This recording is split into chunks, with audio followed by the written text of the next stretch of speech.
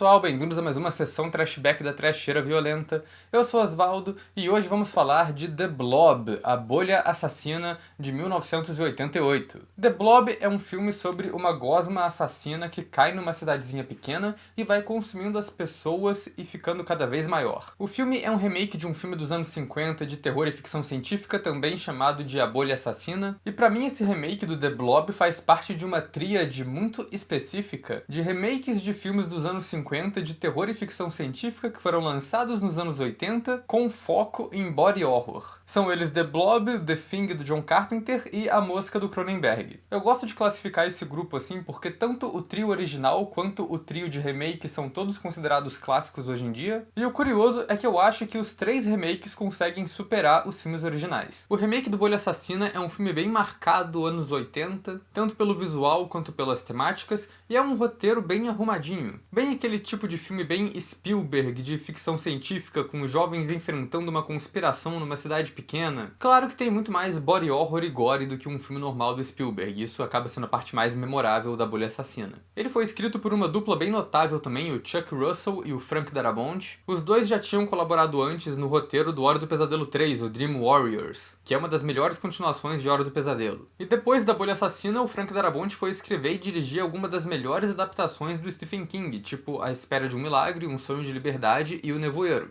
O Chuck Russell foi o cara que já tinha dirigido Hora do Pesadelo 3 e depois desse filme foi dirigir o clássico Máscara, dos anos 90. Então as mentes por trás do filme eram uma dupla muito competente. O problema é que quando The Blob lançou, ele foi um fracasso de bilheteria, mas com o tempo ele foi se transformando num clássico cult, caiu nas graças do público do terror, e hoje em dia é considerado um dos filmes essenciais de terror cósmico e body horror. Mas antes de falar mais dele, vou pedir pra vocês se inscreverem no canal se vocês não forem inscritos ainda, comentem aí embaixo se vocês já assistiram A Bolha Assassina, o que vocês acham desse filme. Deixem outras recomendações de filmes pra gente falar aqui no canal. A Bolha Assassina foi um filme bem recomendado também, eu sempre vejo ele aí nos comentários direto. E claro, acompanhe a gente nas redes sociais, os links estão todos aí embaixo na descrição do vídeo. Também já vou liberar aqui o aviso de spoilers, essa é uma sessão Trashback, esses vídeos sempre têm spoiler liberado pros filmes, porque são filmes que já saíram faz algum tempo. Então estejam avisados e vamos nessa!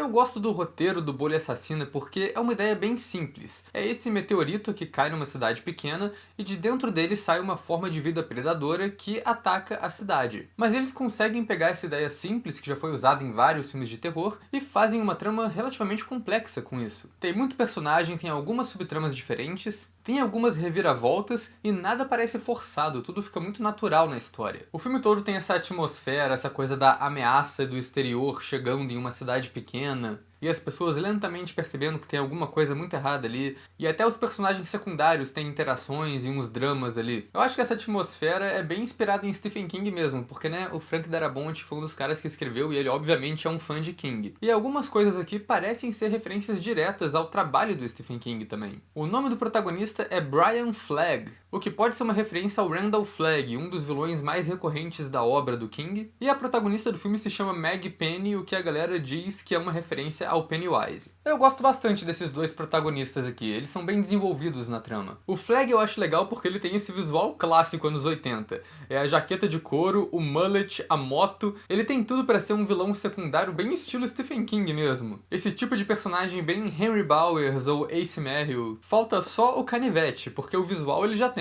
Mas acaba que ele é uma boa pessoa que ajuda a cidade a lutar contra a criatura. Quer dizer, né, ele tem aquele clássico desenvolvimento de personagem, que ele começa como um cara mais egoísta, que pensa só na própria sobrevivência, mas aí ele tem uma virada de caráter e decide ajudar os outros no final. E ele é interpretado pelo Kevin Dillon, que eu sempre lembro como um dos soldados babacas do Platoon e que depois foi fazer aquela série do Entourage. A Meg, a protagonista, é interpretada pela Shawnee Smith, que hoje em dia a gente reconhece como a Amanda dos Jogos Mortais. Ela eu acho que é a principal protagonista do filme. Ela que tá sempre se enfiando em furada e ela que tá sempre encontrando com a bolha o filme inteiro. A bolha é meio esquisito, tipo, o que é uma bolha assassina? A bolha assassina é aquele vilão do Bob Esponja. Bolha não é uma escolha muito boa de palavra, mas ok, vamos chamar de bolha mesmo. A Maggie tem um desenvolvimento aqui também, porque no começo do filme ela é a típica líder de torcida, mas ela vai passando por uma sequência de experiências traumáticas e no final ela tem uma virada e vai lá atacar a bolha em uma cena épica com uma metralhadora. Só que o problema é que ela ainda é uma garota comum, né? Então ela faz a cena dela, mas ela tropeça e fica presa lá pra dar uns momentos de tensão até o outro cara conseguir tirar ela do lugar. E eu gosto também que esse filme não tem só um, ele tem dois protagonistas falsos. O primeiro é o Paul, que é o atleta que tá saindo com a Maggie. Eu acho engraçado porque o filme abre com ele e prepara ele como um protagonista óbvio da história, só pra ele morrer em 20 minutos com uma cena bem grotesca. E o Chuck Russell disse que tirou isso totalmente de Hitchcock lá do Psicose, que ele queria dar o mesmo efeito. E tem o xerife também, que é interpretado pelo Jeffrey DeMunn, que hoje em dia é lembrado como o Dale do Walking Dead. O que faz sentido, porque a primeira temporada de Walking Dead era do Frank Darabont, e o DeMunn faz parte da trupe dele. E ele também é um protagonista falso. Depois que o Paul morre, parece que o filme vai focar mais no xerife, que ele começa uma investigação do que tá acontecendo na cidade. E ele é uma figura de autoridade que é um cara bem sensato. Ele põe bastante moral na parada no começo, nessa investigação que ele tá fazendo.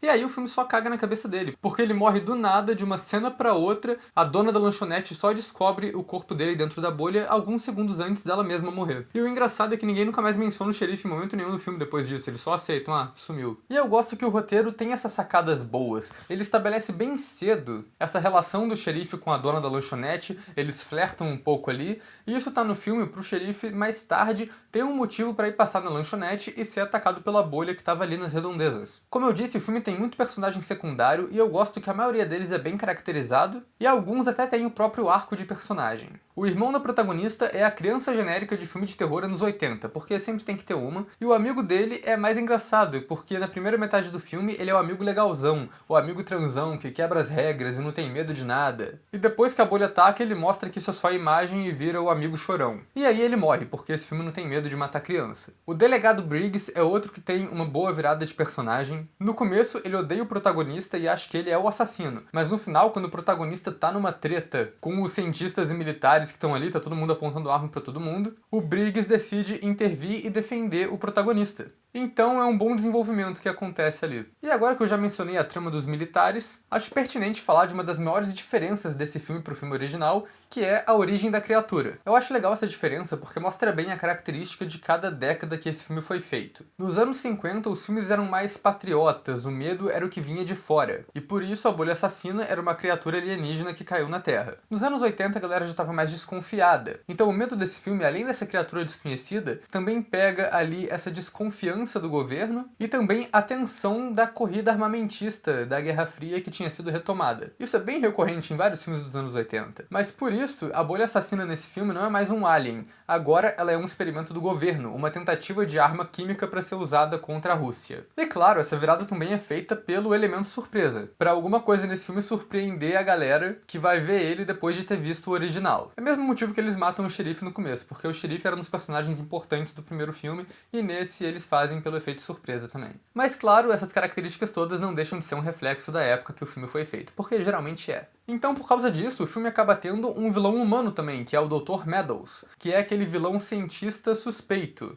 No começo ele parece ser um cara legal que tá ajudando a cidade, mas logo é revelado que ele não liga nem um pouco pra galera que mora ali, ele só quer saber como que a criação dele vai funcionar pra matar as pessoas e quer capturar ela de volta. E ele vai ficando cada vez mais psicopata. No final do filme ele já nem se importa mais, ele tranca a galera no esgoto com a bolha só pra ser um babaca mesmo. E o que eu acho mais irônico disso tudo é que o cara tá fazendo tudo isso pra testar e capturar essa arma de guerra dele que ele quer usar contra os soviéticos, e a grande fraqueza da bolha assassina é frio.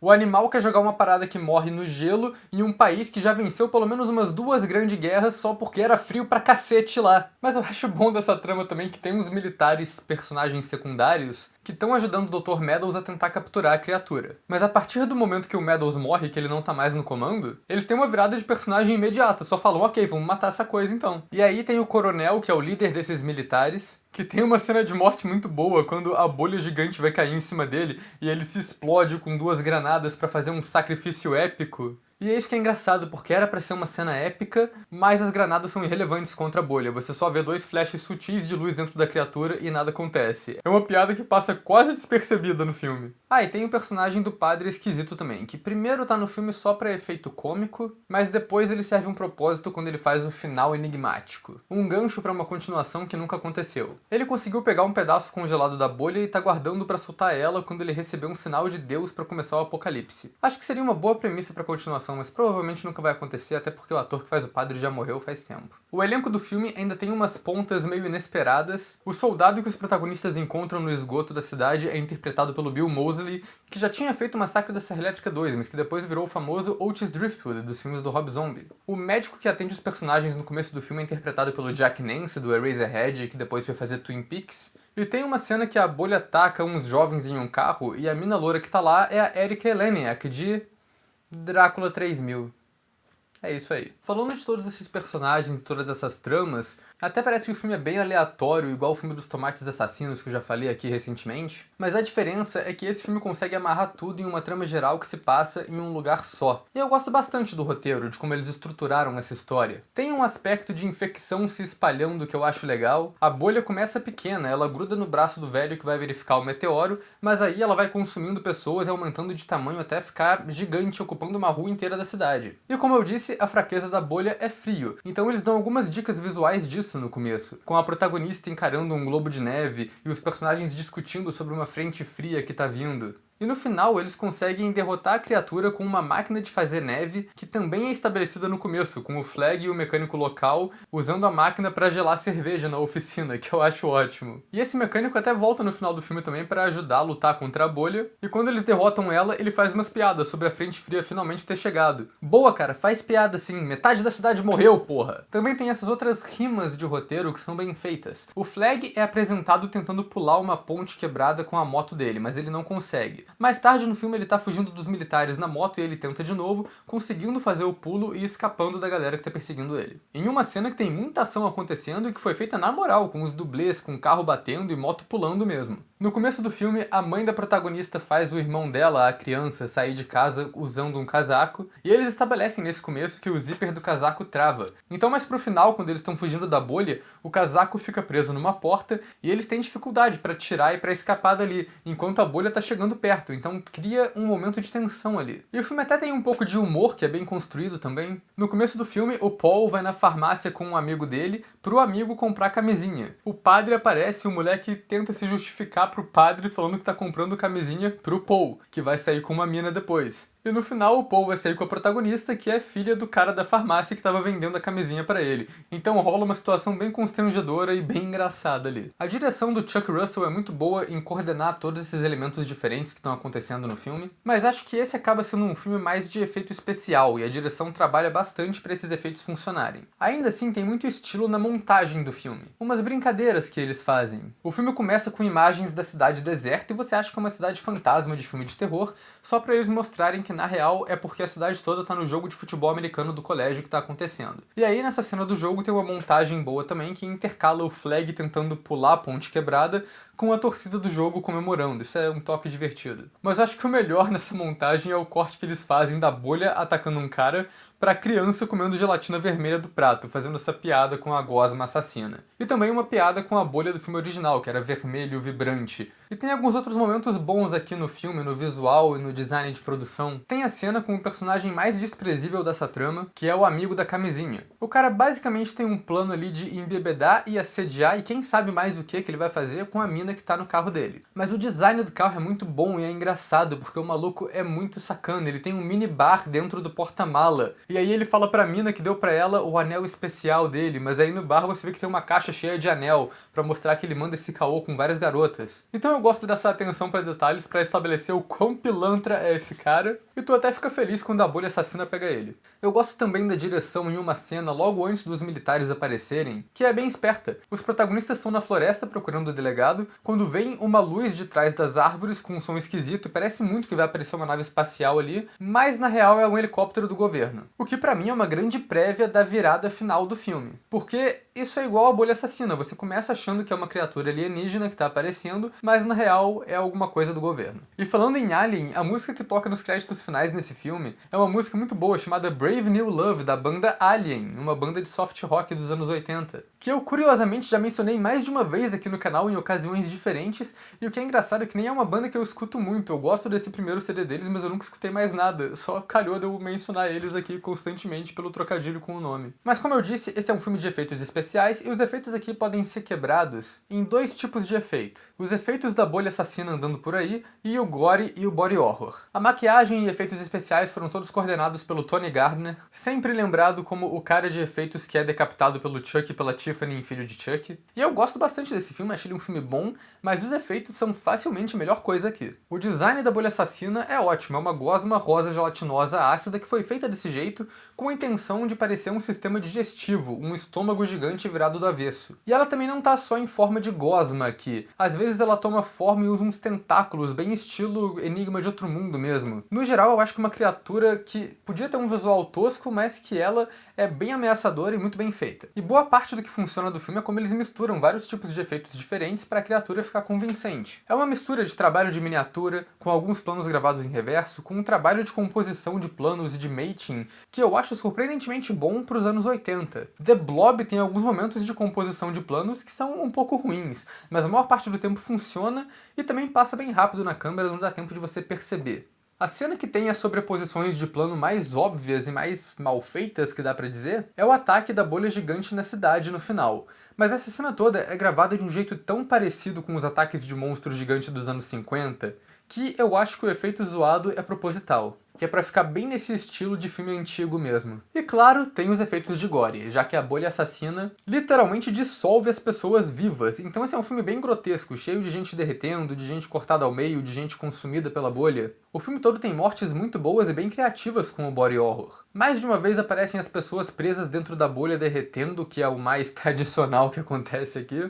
A cena que a bolha tá com o cinema é uma cena clássica do filme dos anos 50 também, que fica bem mais pavorosa aqui, com o bicho se pendurando no teto, puxando as pessoas com os tentáculos. Só a imagem do projecionista preso no teto se derretendo já é uma coisa bem bizarra. Mas aí tem outras cenas que são mais visualmente criativas. O xerife aparecendo dentro da bolha, visto através de um vidro, e nessa própria cena eles colocam a moça da lanchonete dentro da cabine telefônica, aí gravam no mesmo ângulo a atriz lá dentro e uma miniatura com um bonecão na mesma posição sendo destruída. E tem a morte do Dr. Meadows no final também, que é boa, porque ele é pego pela bolha assim a gente vê, e a gente vê a bolha entrando pela roupa dele. E aí tem outras coisas, tipo o delegado que é quebrado ao meio, puxado pela bolha por dentro de uma estante. E acho que uma das mortes mais memoráveis do filme é quando a bolha puxa um maluco pelo ralo da pia. É isso aí mesmo, o cara inteiro é forçado pelo buraquinho do ralo da pia. Eu acho que essa é uma das cenas mais famosas do filme, de tão grotesca e bizarra que ela é. E no geral, eu acho que The Blob é um filme que ficou tão conhecido pelos efeitos práticos e pelas cenas de morte, pelo body horror, que isso acaba ofuscando o resto do filme, que eu acho que é muito bem feito, tem um roteiro muito bom, que é bem estruturado e bem divertido. Eu gosto mais desse remake do que do filme original, eu acho que ele é um clássico subestimado do terror. É um excelente filme de terror cósmico, mesmo que no final você descubra que o terror não era cósmico. E além disso, ele tem essa atmosfera bem genuína anos 80, foi feito nos anos 80 afinal, né? Que tem todos esses personagens e a conspiração do governo e o mullet do Kevin Dillon.